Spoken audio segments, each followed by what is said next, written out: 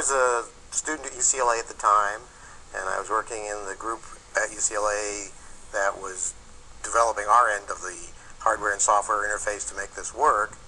And I was the one who was writing the programs on our computer to talk to the ARPANet. Well, I was the architect and the implementer of the software on the SCS 940 at SRI that basically was connecting to the Sigma 7 at UCLA.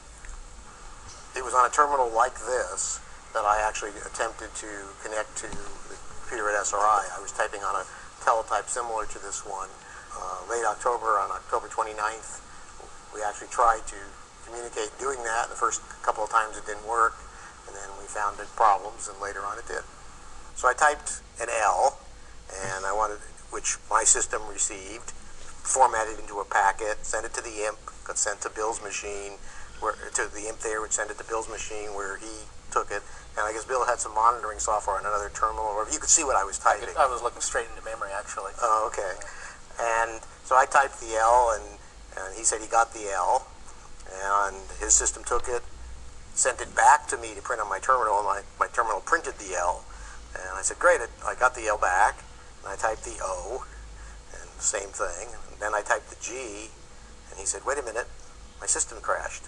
I had to rebuild the operating system, change the buffer size, rebuild the operating system, and then reboot it. Unfortunately, it didn't take a long time. It was probably 10 or 15 minutes, I would guess. Yeah, it seemed to me that the time from when he told me it crashed and he was going to have to think about it for a second and fix it, to the time we tried again was about a half hour. We got it working at 10:30, or at least that's when I logged that it worked. So it was probably 9 or 9:30 when we tried. This is an IMP, which stands for Interface Message Processor, which were built to be the first switches for switching packets around the ARPANet. They were built by a company called Bolt, Beranek, and Newman, well known as BBN.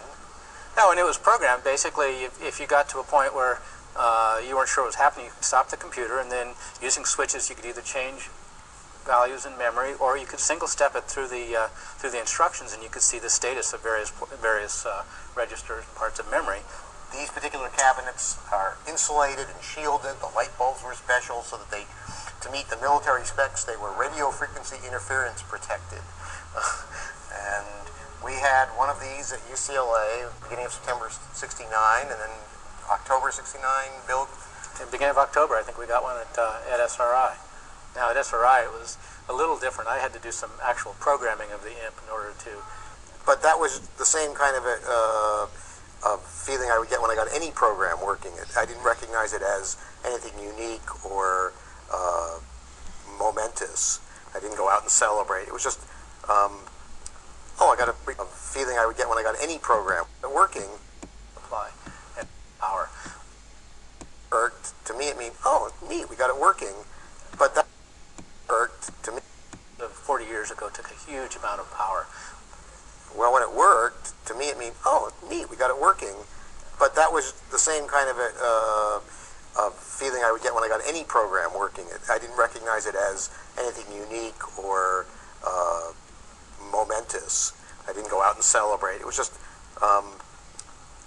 we got this working. That's nice.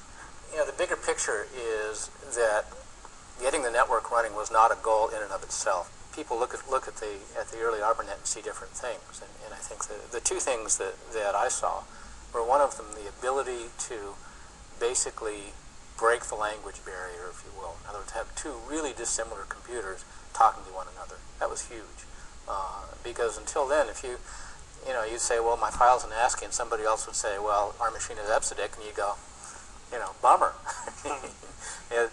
They would never get translated, and there were really some barriers that just couldn't be crossed. I thought the idea of being able to basically cross that barrier so you could have different machines talking to each other was huge. The other thing and this sounds sort of silly, but the other thing that was huge was the speed. 50 kilobytes at that time was enormous. I mean, that was beyond our